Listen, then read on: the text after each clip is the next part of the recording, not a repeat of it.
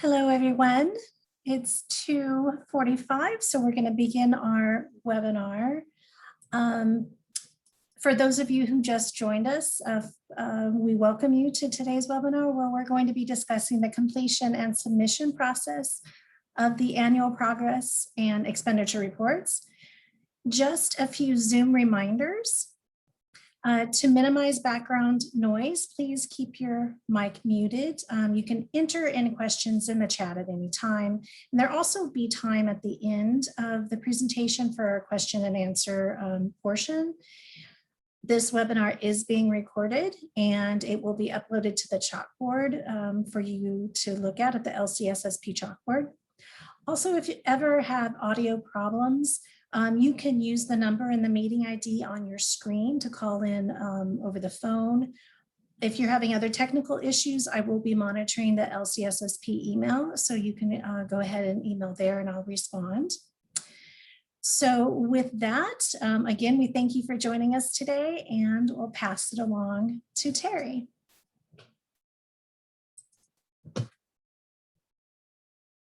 Terry, you're on mute. Sorry about that. I thought somebody was handling that. Sorry. My name's Terry Alves, and I work for the California Department of Education. And I want to thank you for not only participating in the discussion hour. I was so pleased to see so many of our grantees in there, but that you have stayed on this late afternoon to listen to our webinar about the reporting. And so I just want to kind of go through the agenda. We're going to try to go through this pretty quickly. So welcome and thank you. Again, my name's Terry Alves.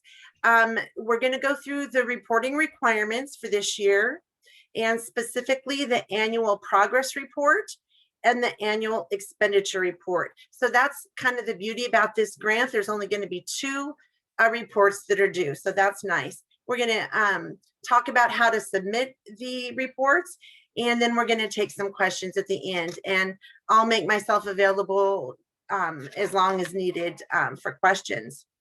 And so first off, if we can go to the next slide, perfect.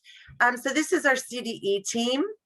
And again, I'm Terry Alves, and I don't know if we're going to go to Netta and have her introduce herself. If so, Netta, do you want to introduce yourself? Yes. Hi, everyone. My name is Netta Ismail, and I'm fiscal analyst with CDE. Thanks, Netta. Lisa? Hi, good afternoon, everybody. I'm Lisa Reimers. I'm an education programs consultant with CDE. Thanks, Lisa. Brian? Yes, good afternoon. I'm having technical difficulties. Sorry about that. Anyway, Brian Uslan with department. Thank you, Brian. Super. Okay, and I want to give a shout out to our West Ed team. So we are so thankful at CDE that we have partnered with such an amazing team from West Ed. They are actually the leaders on both the evaluation portion of this grant and also the technical assistance. So they're doing just an amazing job with both of those aspects. And one of the things I really want to thank them is when they did the annual progress report, they made it real simple for aggregating the data, and it's simple for you also to fill out. So I'm really thankful. The team is led by Ashley Bull, who isn't here today, but we miss her, but she'll be back sometime in, I think, October or November.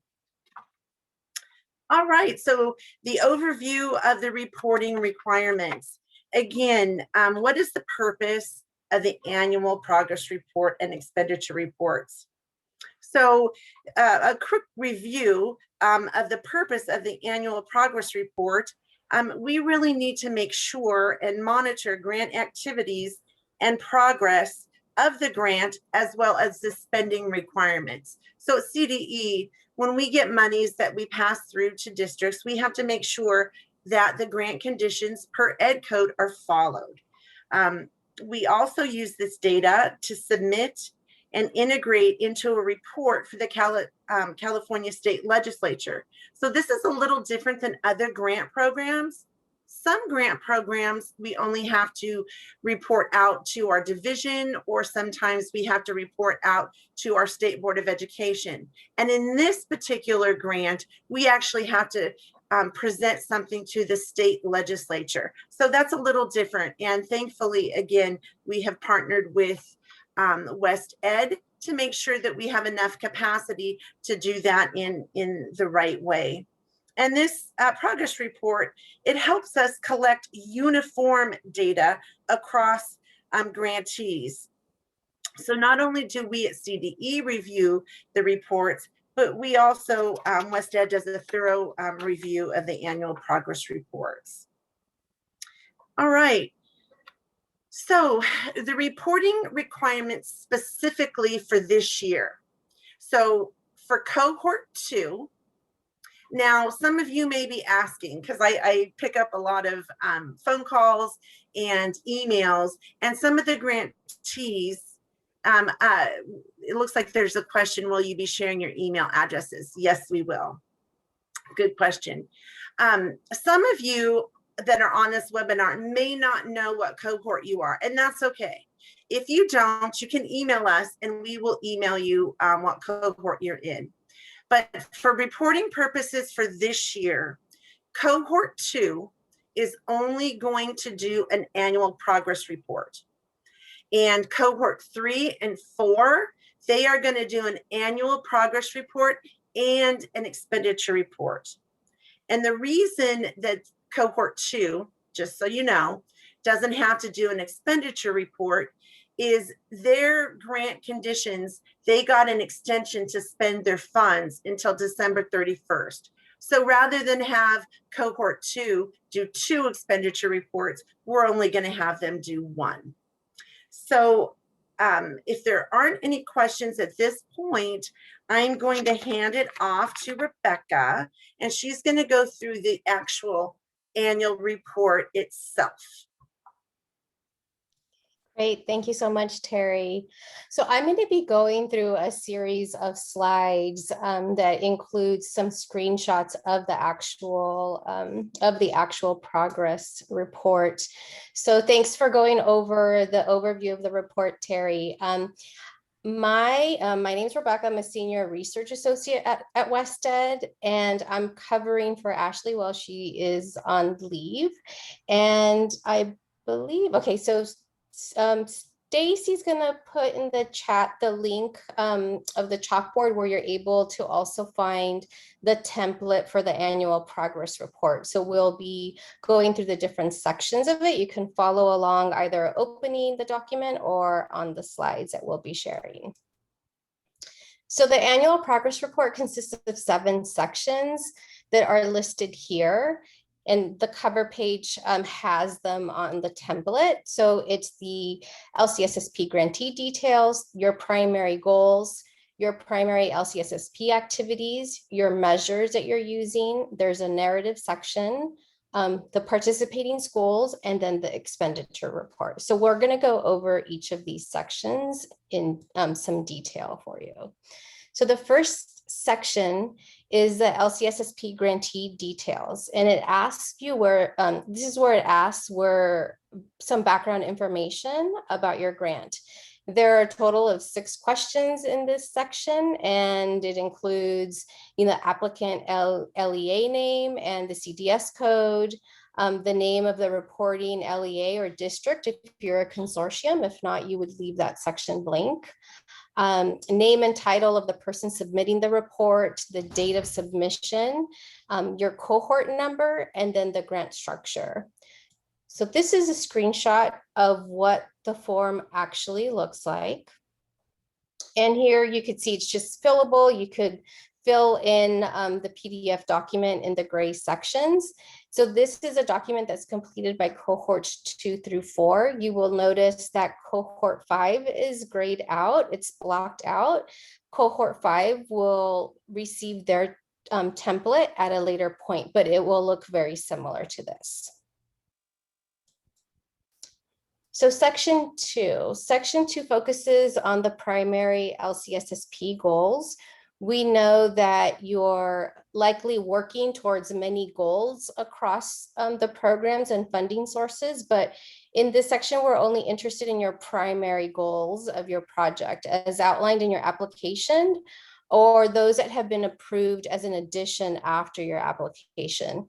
So we created a list of goals based on the legislature, ed code and previous annual reports. It's a comprehensive list. If you haven't seen it, we do not expect that grantees will be working towards all of the goals listed.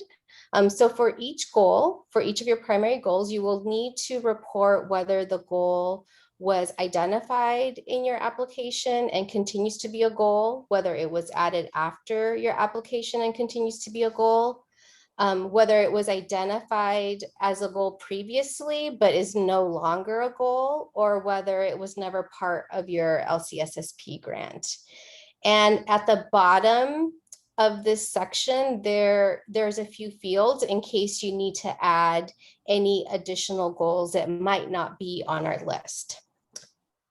So this is what this section looks like. And here, so here's an example of one that is filled out.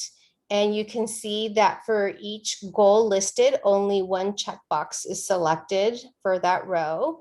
So in this example, the grantee identified goals regarding attendance, chronic absenteeism, school climate in their LCSSP grant application, and those continue to be goals. So in this example, they previously had a goal to reduce suspensions, but in this example, it has been removed since. So the remaining goals were never part of their LCSSP grant. So then they marked the last column for those goals that were never part of their grant. So the primary goals that you select in this section will be the ones that you need to keep in mind in the subsequent sections of the report. So each goal, if you had selected, for example, increase attendance rates, that's number one. If you selected reduce chronic absenteeism, that's number two. So they each have a number associated with them. So keep those numbers in mind as you go through the other sections.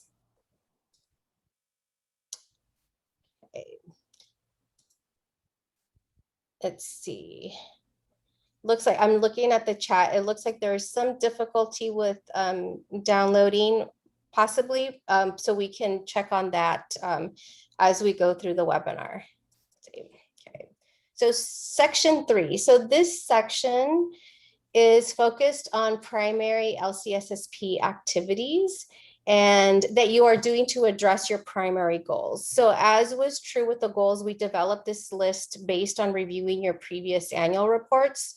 So the list of activities really captures a range of possible activities, and we expect that any given grantee is probably only engaging in a few of these activities through your LCSSP work. So as you did with the goals, you're first going to mark the status of each activity in terms of whether it was part of your application, still continues to be part of it. It was an activity that was added after your application and continues to be part of it, or it was identified previously but has since been removed, or it was never part of your grant.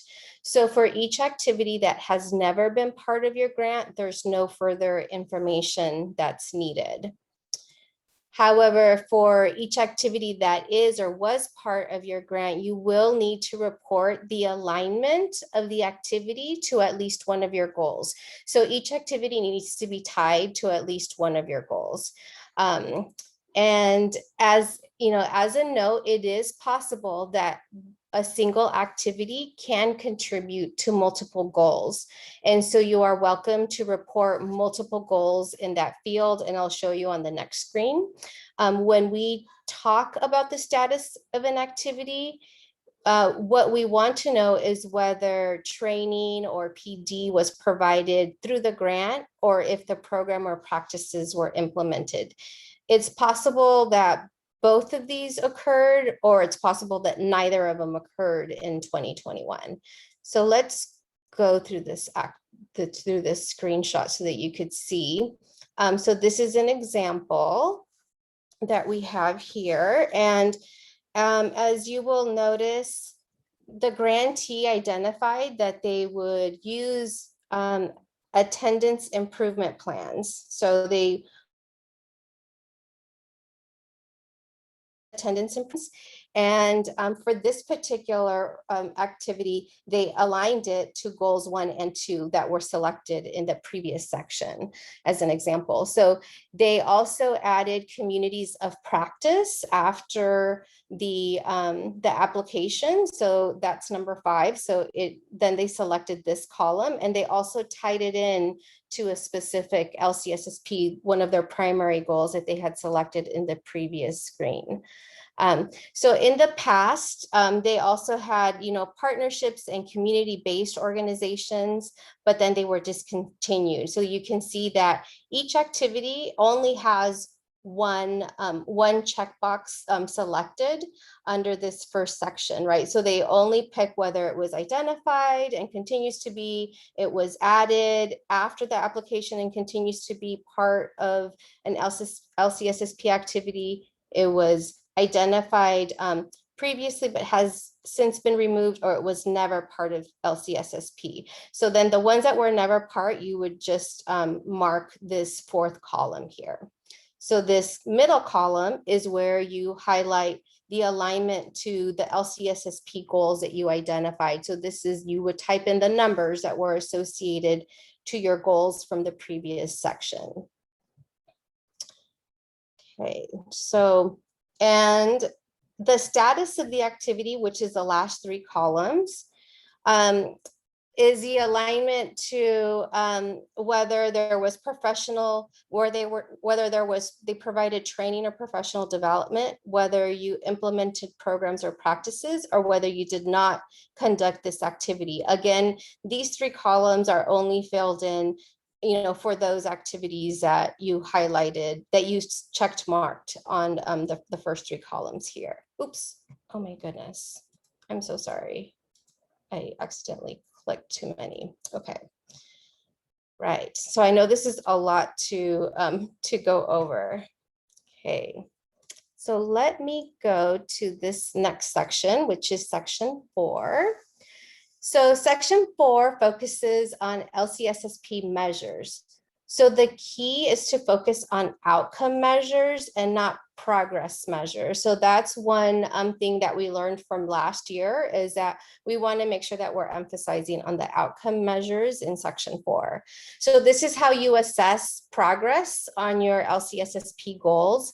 Again, you may look at many measures within your LEA for various purposes, but we are interested for those specifically utilized for LCSSP as noted in your application, or those that were added after your application.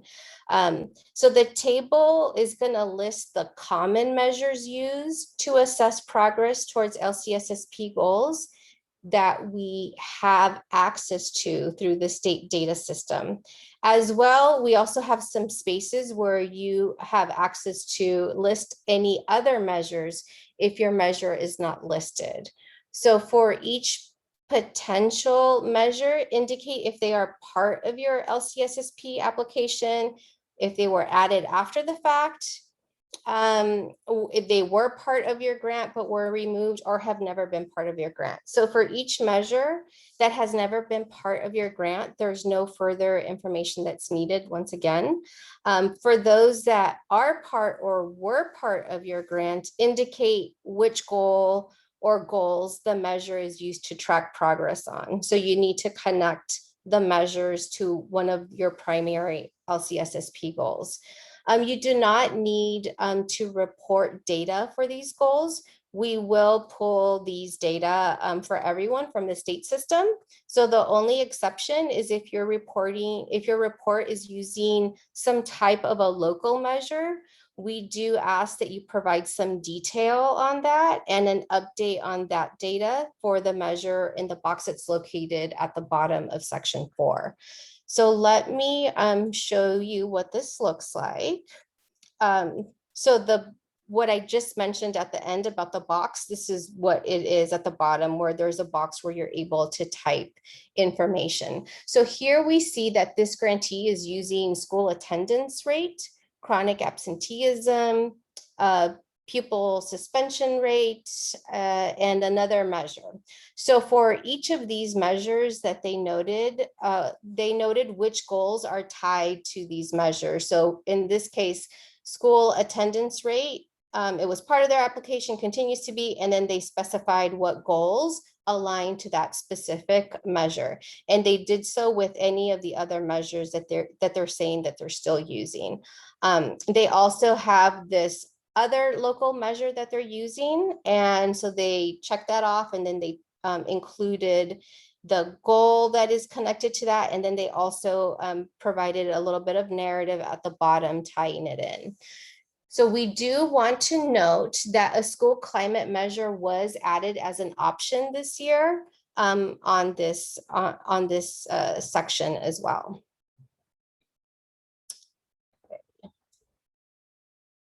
So section 5. So section 5 is the program narrative section. So this section is where you'll be allowed to provide a little bit more detail on your grant. So for each question or writing prompt, it's expected that you will provide somewhere between a half page to 2 pages of text. The first section, which is question A, is focusing on the alignment of your LCSSP funding and tying that into your LEA's LCAP. The second one, which is letter B, asks for an overview of grant activities during the 2021 year to help us get more detail about the types of activities that were done and their intensity. Letter C asks you to describe any impacts of LCSSP on teachers, students, families, and other stakeholders. And so you would feel free to incorporate data here if it's helpful to explain impacts as well. And 3 more prompts for the narrative section. So letter D asks you to describe the impact of COVID-19 on both your LCAP and your LCSSP grant. In this report, we're asking you to report on the 2021 year. And we know that we obviously all know that this was a very strange year and that there were likely things that you maybe had planned and didn't happen as planned. So we want to know more information about that in letter D. Letter E is asking for you to describe any anticipated program changes or modifications moving forward, and whether they're due to COVID or other factors. And then letter F is a new one this year, and it's based on some revisions that were made to the legislation. The legislation states that any LEA receiving LCSSP funding is going to evaluate and report to the governing board of the school district or the county board of education or chartering authority, the results of the activities that it undertakes. So in this section, describe any and all LCSSP data reporting. Also, it mentions that you should attach a confirmation of dissemination of data. So if there was a board agenda item, or if you have a web page link that has some of that information that was disseminated, you can include that in this section. If you have a paragraph, for example, of meeting minutes from a board meeting, you can paste that into this, into this section, or you can attach it as a PDF. So you may want to also include web links for those updates. So in this section, in section 5, there's a box under each of these letter prompts, and you can just type directly into those prompts. Okay, so then I'm going to do one more section. I know I did a lot of slides. I have one more section before we take a quick pause. So section 6 is simply to confirm the list of schools that you submitted in 2019-20. So if there are no changes, you would mark the box A. You'll see the next screenshot and I'll show you. So box A is you're confirming the list that they're the same from 1920 and 2021. If there are changes, we would ask for you to mark to check off box B. And so if there are changes, then you would indicate if there's new schools, indicate the name and the CDS code for each of the new schools that participated in 2021. If you have multiple campuses that share the same CDS code, just please include an entry for each campus noting their specific name and use the same identical CDS code. And if there are schools that no longer are participating, indicate the name that did not participate in 2021. So that's what would be in this section. And this is what it looks like. So this looks a little bit different than last year. So you would just, if they're the same and no changes, you just simply, check off A. And if there are updates, you would mark if there was new schools that were added or if you're just omitting schools. And one thing is that we just want to reiterate, if you're adding schools, to please add the 14-digit CDS code. So I'm going to hand it to Terry because I don't know if we want to go into, I see that there's a lot of questions here. So I don't know if we want to hold those for the Q&A, Terry, or if you want to go into the next section. Oh, you're on mute. Sorry about that. Okay, so why don't we go through the annual expenditure report? It's pretty quick. And then what we'll do is we'll take questions at that time. Just confirming if our cohort 2 did not have any program. So we'll take those at the very end. So let's segue into the annual expenditure report. So as we discussed a little bit earlier in the chat, there has been an issue with downloading from the chalkboard. Now, it's not because that there's any problem with the document, it's that some of the browsers are just not speaking nicely with chalkboard for whatever reason. So usually you can just slap the right click copy into a different browser and it should work. I can download everything from both my PC and my Mac. So if for some reason that doesn't work, I think what our plan was when we talked earlier or later last week, we're going to go ahead and send you a copy. Everybody that's on this webinar, we're going to send you a copy of these reports. I also put the expenditure report, I dropped it into Google. So you can access the Google link. And I think somebody was going to put that Google link in the chat. And it's really easy to download that into an Excel sheet. So, so this year, what we've done, and thank you to Netta for helping out with this.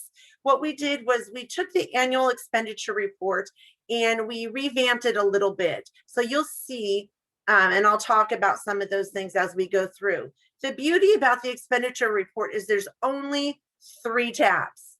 So you're only going to be doing 3 things. You're going to be reporting to us about your contacts. So who's going to be filling it out? You're going to be reporting on where you've spent the money, and you're also going to give us a narrative. That's a little different this year. You're going to be talking and writing about what you spent it on. So we'll go through that in a little more detail.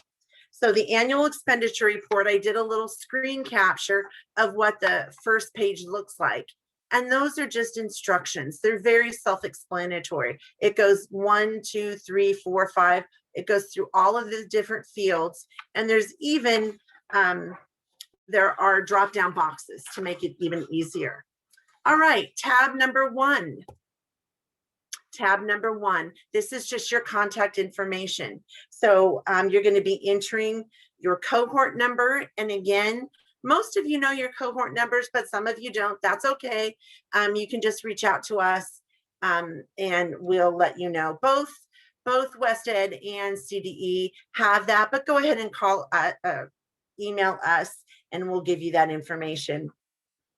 You're going to be putting your local education agency, your grant award. You're just going to go through all of the different, there's 15 little sections that you're going to be filling out. And the beauty about this is once you fill it out on tab 1, it's going to pre-populate to the next tabs. So again, tab number 1, only your contact information. All right. Tab 2. So tab 2 looks a little different this year. So in previous iterations of the annual expenditure report, there were subcategories within an object code. So like, for example, the object code 5000, there was 5100, 5200, 5300.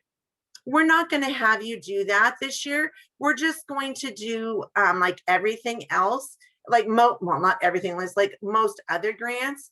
And we're just going to use 1000s, 2000s, 3000s, 4000s, 5, 6, and 7. So what you're going to do is you're going to be reporting for your budget year. You're going to put in your actual expenditures for that year. You also will be, if something had been encumbered but not yet spent, you can put that in the reporting year expenditures. And that should calculate a balance. And you're also going to put in your 20% match. So those are the things that you're going to be filling out. Any questions? I guess we could ask some questions about this now before we go on.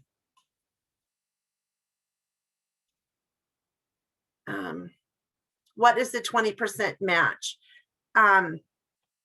So the 20% match is per grant conditions, your grant award has to be matched by 20%. So if you have a $100 grant, you're going to be matching that grant with 20%. So most grants have a matching requirement. In the ed code, there's a 20% match, and we didn't go higher than that. So we're only requiring LEAs to match at that minimum statutory mandate. Is there a maximum amount of funds that can be carried over? No, there's not. We understand that there is going to be carryover because some of you didn't have some expenditures this year.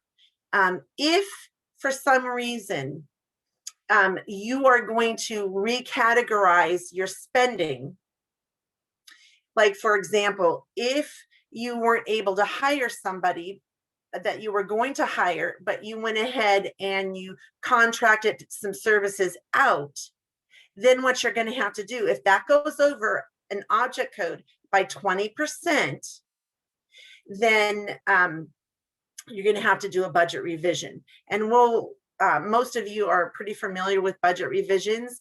That form is also on the chalkboard, and you would just send that form to us. So let's see. So we talked about carryover, the 20% match. Okay, so this is a good question. Does the match need to be equal by year or ensuring 20% is met by the end of the grant? So under the grant conditions, it's supposed to be met every year. With that being said, if there's some kind of an issue or there's a special circumstance, reach out to us and we will talk to our manager or our director, and we can talk about that. But it should be per year. It doesn't have to be per object code, but it should be per year. Good question. What is the reporting period for both performance report and expenditure report? So that's going to be your school year. It should be July 1st to June 30th of that year. So your expenditure report will go from July 1 of 2020 to June 30th, 2021. Good question. The required match is 20% of the total expenditure for that year? Yes. For cohort, because usually it's per year and you've already done your budgets, but you're going to probably be moving some. So a good rule would be 20% of what you expended that year. And that being said, make sure that it's going to be 20% over the 3 years. So for cohort 2, good question. For cohort 2, you're going to be doing an end of project expenditure report, and that will be due February 1st.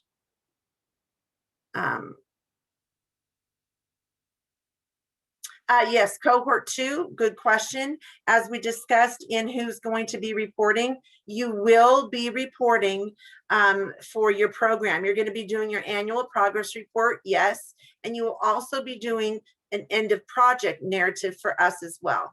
So yes, cohort 2 will be doing their projects. And there used to be a staggered date that things were due for consortiums. We're no longer going to do that. Most of the grants at CDE, consortiums and regular grantees are all due at the same time. So that's what we're going to do this year. So for those of you that have consortiums, plan ahead for that, please. Okay, those are all really good questions. Will cohort 3 be given an extension? Okay, that's a good question. We've only had one grantee ask for that. That's something that we have discussed. But again, we've only had one grantee ask for that. So right now, we don't have a plan to extend that. But if you email us, I can certainly take that to our director. Is the end of the project narrative on the same form? It's going to be very, very similar. Yes. You said it was due in February. What date was that? February 1st of 2022 will be the expenditure report for cohort 2. Good questions. All right. So I always like to. I'm sorry to interrupt. Yes. Sorry to interrupt. Stephanie takes Santa Clara County, but would you one more time go through the 4 different cohorts and our due dates? Sure. That would be really helpful. Okay, so let me go back to, I want to go back to that actual slide because I don't want to just, okay, so reporting requirements. On slide number 8, cohort 2 is going to be doing the annual progress report. And that annual progress report, great question, is August 31st. Yes. So August 31st for cohort 2, cohort 3, and cohort 4. Good question. For cohorts 3 and cohorts 4, you're going to be doing an annual expenditure report that's due August 31st as well. So for cohort 3 and cohort 4, you're going to be doing both reports. Cohort 2, only the annual progress report. And if for some reason you guys don't remember, just email us. It's no problem, because we all understand that when you're at the district, you have so many grants and so many things that are due. It's just no problem. All right, so tab 2, that's going to be, when will budget revisions be available? Budget revisions are always available. They're on the chalkboard. There used to be, you could only do one. You guys are going to be able to do as many budget revisions as you need to. So that's no problem. The budget revision form is on chalkboard. And if you want, we can send that out as well. Can you, oh, thank you, Laura, that's perfect. I appreciate that. So Laura, put that in the chat, the budget revision. And let me go through the reporting periods for the annual progress report and the annual expenditure report. That's going to be July 1 of 2020 to June 30th, 2021. So that is your school year that you're going to be reporting on. Great questions. I appreciate it. And it just shows me that you're listening, even though it's so late in the afternoon and on a Monday. So thank you. All right. So tab number 3. All right. Tab number 3. So this is, let me get back to where we were. So the beauty about this, and thank you, Netta, for making this so nice. The beauty of this tab is the only thing you're going to be inputting is the narrative section, because you're reporting your expenditures are going to be pre-populated from tab 2, and your 20% match is going to be populated from tab 2. So that's really nice. You're only going to be filling in the narrative section. So we kind of talked about what the reasons are for reporting. And one of the reasons for reporting is that so CDE makes sure that grant expenditures and grant policies are followed. So it talks about a detailed explanation of expenditures and match. Figures and explanation should equal the total spent. So for example, in number object code 4000, if you put $10,000 / materials, that really wouldn't give us at CDE an idea of what was spent. So it really needs to be detailed enough so that if you are reading it and we know nothing about your district, we have a really good sense of how these expenditures align with your application. So again, we don't need, 5 Chromebooks, 2 of something else. We just need enough detail so that there is a sense of that expenditure aligns well with the application and the program of your grant. Same with your 20% match. So your 20% match, say in capital outlay, you have a 20% match. It says $50,000 school improvements.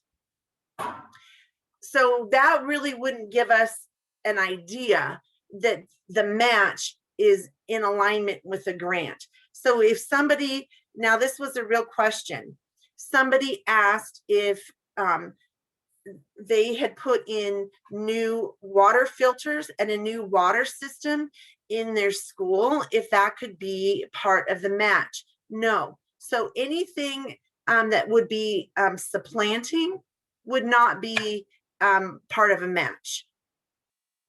The matching has to align with the grant. So, a counselor's salary or a TOSA or something like that, or books and supplies, or if you got a new data system for school climate. So anything like that would be fine, but you couldn't do something that would be like building of, a storage facility or something.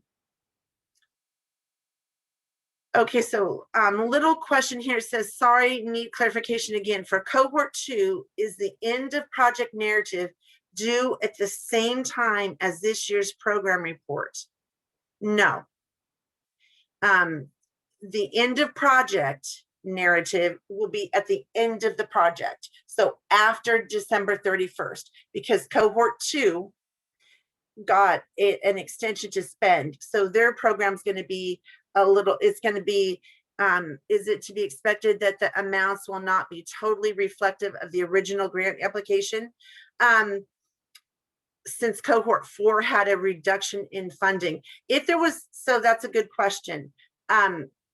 So getting back to, let me answer cohort 2 first. So again, the final expenditure and the final reports for cohort 2 will be in February. Only the 2021 school year for the annual progress report will be due for cohort 2. Okay. So is it expected? Okay, no problem, Natasha. So is it expected that the amounts will not be totally reflective of the original grant since there was a reduction in funding? So cohort 4 got a reduction in funding by, I think it was about 20%. And I believe that most of you sent in your budgets or a budget revision at that time. If not, if it's not totally reflective of the original grant, that's not going to be a problem. So we would be able to tell in your narrative how that went. If it's completely different, like you have no salaries and you were going to have some salaries, you're going to want to probably give us some heads up on that. Okay, these are great questions and I appreciate it. I'll go over to the report submission. Okay, so who should complete the annual report? Grantees that serve a single LEA should complete 1 report. Grantees that serve a consortium of LEAs should complete 1 report for each participating LEA. Okay. Cohort 2 grantees only complete the annual progress report. Great reminder. Cohort 3 and 4 grantees complete the annual progress report and the expenditure report. This is a great summation. Cohort 5 will be receiving their reports at a later time. So if there's anybody here that's from cohort 5, you'll be getting a different template.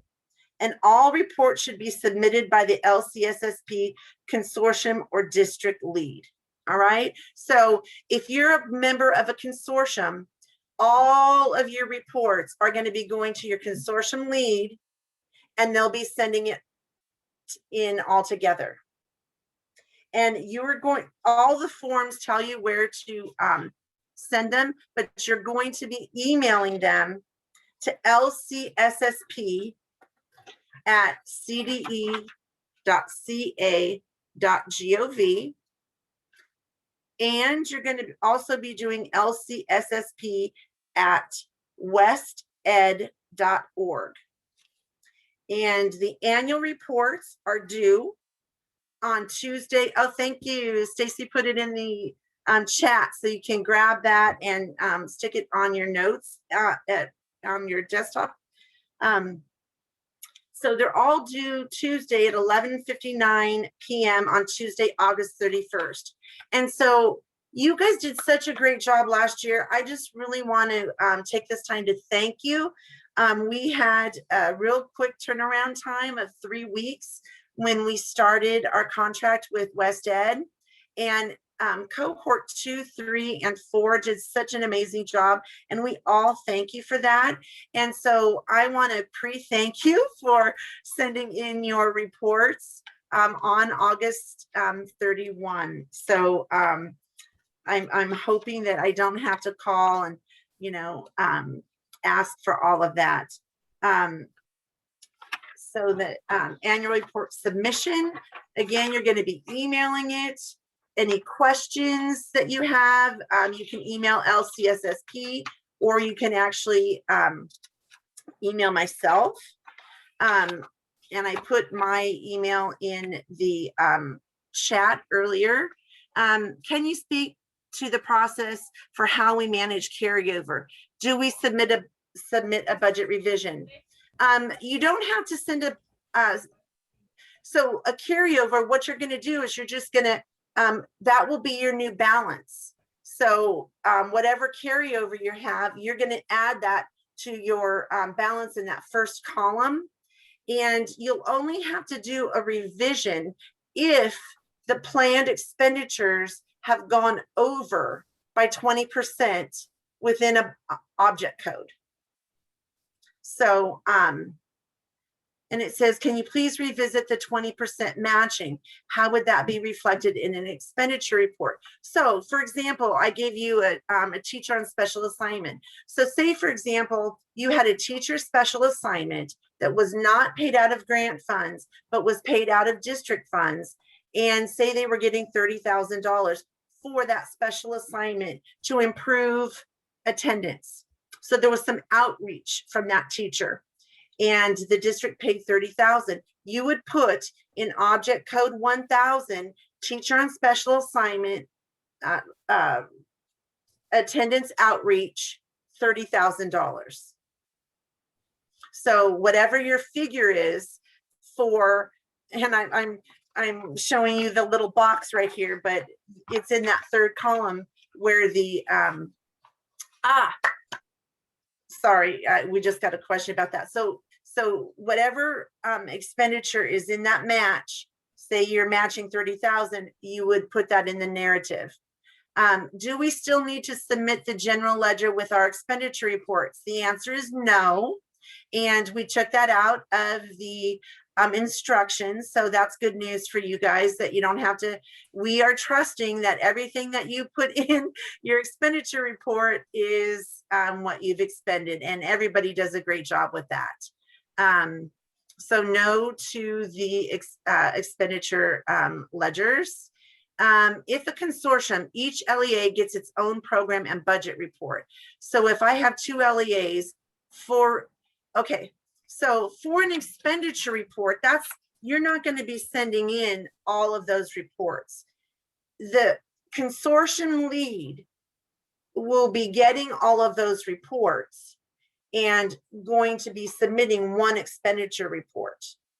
So if you have 16 districts, the consortium lead needs to make sure that all of the consortium members are following their budget and expending as indicated, and then they will be reporting out just with one expenditure report that's going to aggregate all of that numerical information to us.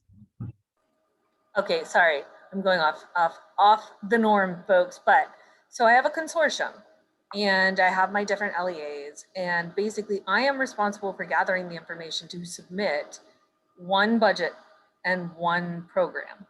Yes. Nothing else. Not the end.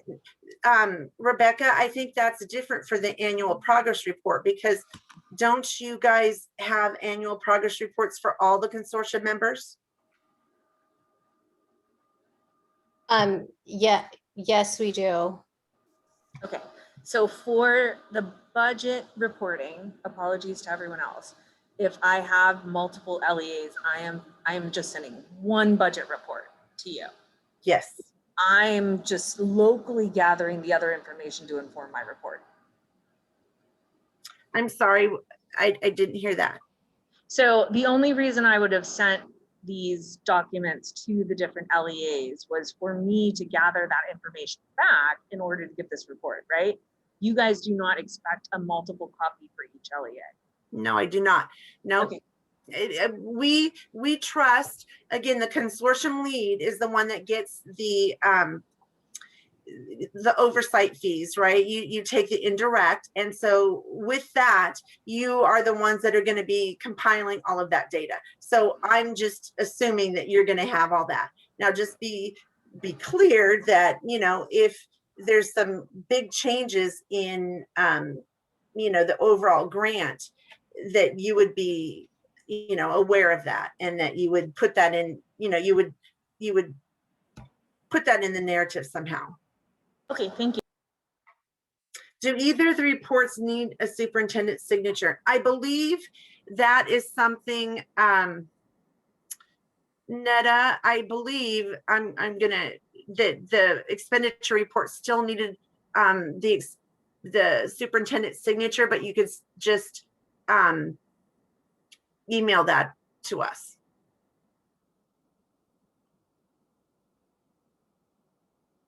Let's see. Yes. So I think the answer is yes. It does need because it's dealing with the money. So the superintendent is verifying that that in fact was spent the way it was intended. All right. So any other questions? I think we're at the end.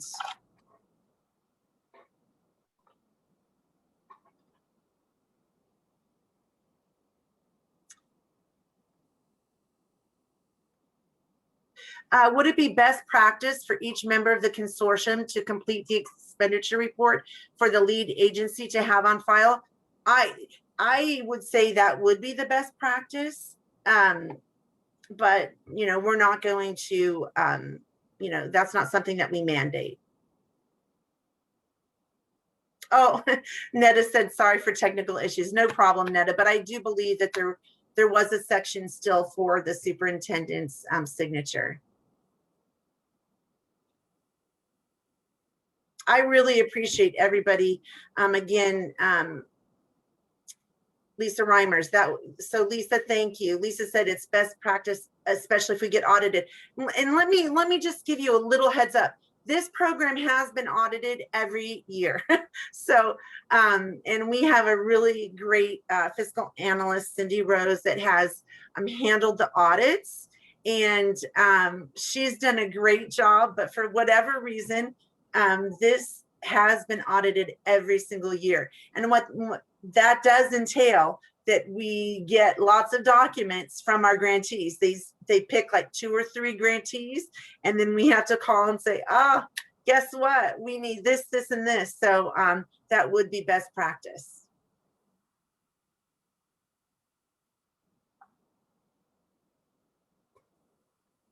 All righty. Well, if there aren't any other questions, Rebecca, I'll hand it over to you. If you have any final words, or if there's been anybody that has had a hand up, because I can't see that for some reason.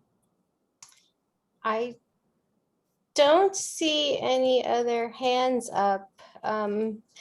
Yes, the recording will be posted, and so will the slides. And if we have in the chalkboard, yes. And if we happen to have missed any questions in the chat, we'll go through the questions to make sure that we didn't miss any. And if we did, then we will have those responses to those questions as well that we'll also post. And Lisa had a good comment. We are looking at a similar timeline as last year. Exactly. Our timeline was October last year, and then we kind of had a December. We're not going to have to do that this year since we've got the progress report going. So that's all good news. Super. So yeah, reach out to us. Again, thank you for the 60+ people that have stayed on and listened and asked really great questions. Will there be, when will the application for the next cohort be available? That's a great question. And it's going to be, like Lisa mentioned, we're going to be in the same kind of timeline as last year, where the applications will be due sometime in April. We're probably not going to notify people until July because of the budget. And when the budget gets signed, and we're shooting to have the RFA out like in February. Great questions. All righty. Ask one more question. Sure. So one of the sections we have to report to our board. If we're not reporting until after the progress report is due, do we just submit a plan for that report? Yes, submit a plan, and then what we'll do is we'll calendar that, and then when you, so you'll say our board, we will be, the results of our LCSSP data will be reported in the October board meeting. Then what we'll do is we'll email you, or you can email us if you just want to be proactive about that, and then you'll give us those you know, the artifacts at that time. Okay, thank you. Super question.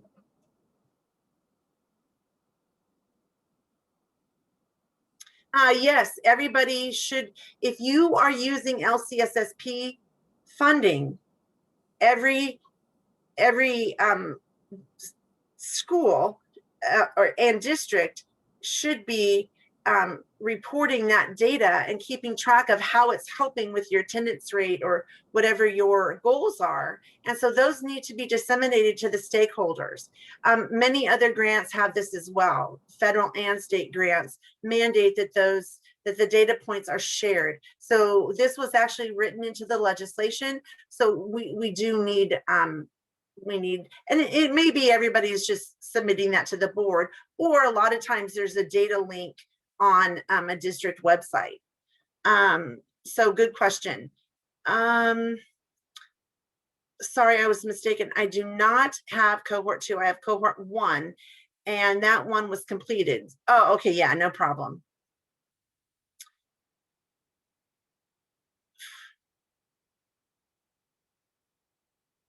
We are a county office and the consortium lead with 4 school districts.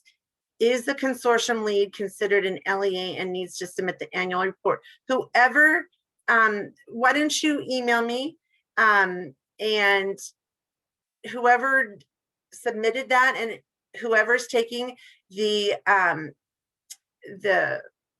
oversight fees will be the consortium lead. It's probably not going to be the LEA.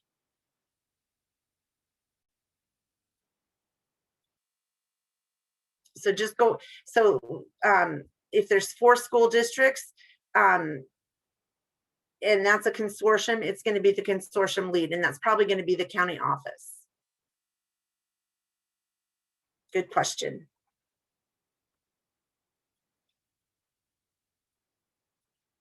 All right, any other questions?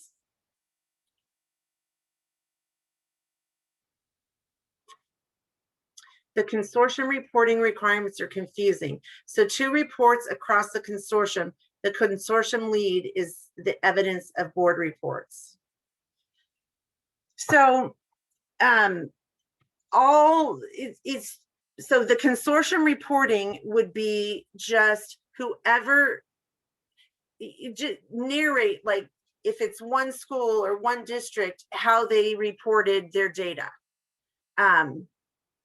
So we wouldn't need a copy of all of the board reports or board minutes, but that would be fine too. But the consortium, so Rebecca, you guys aren't going to be really kind of looking at this part. So what you would do is for each consortium member, they're going to be reporting on the annual progress report. So they're going to be giving that. So all of the members of the consortium are going to be filling out an annual progress report. So they will be completing how they disseminated their LCSSP to their district. So the consortium reporting requirements, you're only going to aggregate expenditure data. You're not, everybody in a consortium is going to be doing an annual progress report. Okay, sorry to belabor this point, but that is not what was said a little bit earlier. That was that we would have 1 and 2. So I think at this point, I know there are a couple consortiums on here, but maybe we could follow up more directly and fill that out, because I know a lot of people are on here with their own districts and I don't want to keep everyone past the time. Just the County Office of Education Board is added as an artifact. Yeah, okay, that's so the question, is about the reporting artifact, and just kind of looking through it. I think consortiums have different reporting requirements and then based on each cohort. So I think this, I'm just going to take this one offline. Can we follow up with you that way?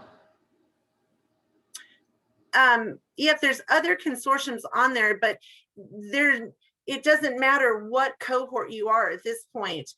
Every cohort is going to be, every consortium member is going to be reporting on an annual progress report.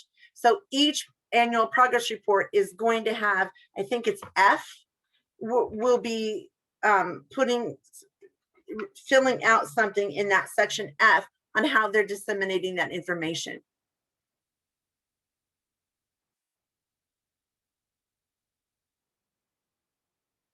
So yeah, you can reach out. That's not something that West Ed is going to look at. That'll be something that CDE keeps for the board dissemination. Yeah, hi Terry, this is Lisa. Just so you know, I just sent an email to our internal team to figure out how we can maybe make a chart or something to simplify each cohort and what's expected every year, because it is confusing with all the different cohorts, all the different dates. So we will brainstorm together and try to come up with a document or something as a tool to help you outline everything that's required. Yes, and again, the dates will be all the same, and the and what's due. The only difference this year is because of the COVID extension for cohort 2. But yes, it'll be on this, and we can send you all out something in individual cohorts, and you can reach out to us. But yes. Is the consortium lead considered a consortium member? They are if there are students. I would imagine that there would be students as a consortium lead.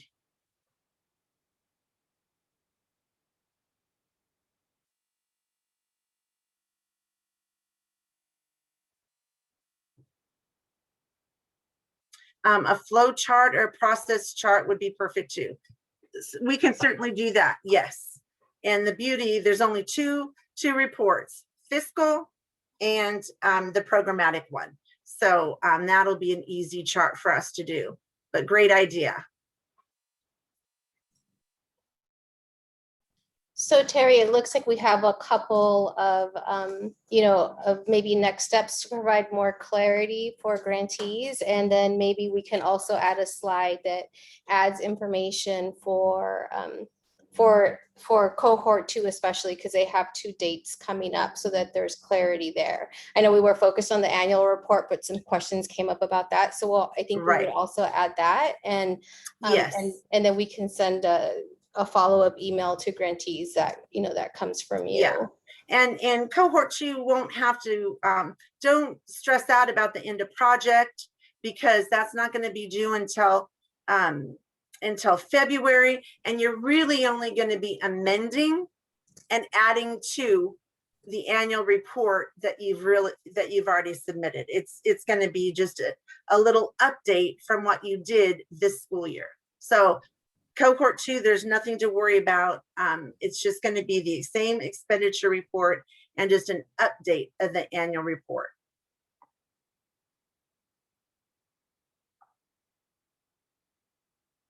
All right. Okay, great. Thank you so much. So we are going to post the recording. Thank you for everyone for staying over to ask great questions, and we will send a follow-up email when the recording and the slide decks are posted to the chalkboard. Super. And we're going to send all the forms out to all the participants. Perfect. And what I'll do is I'll add the chart and the flow chart to our chalkboard. That'll be super easy.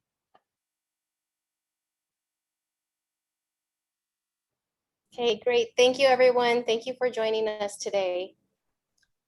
Thank you. Have a great day. Bye-bye. Have a good week.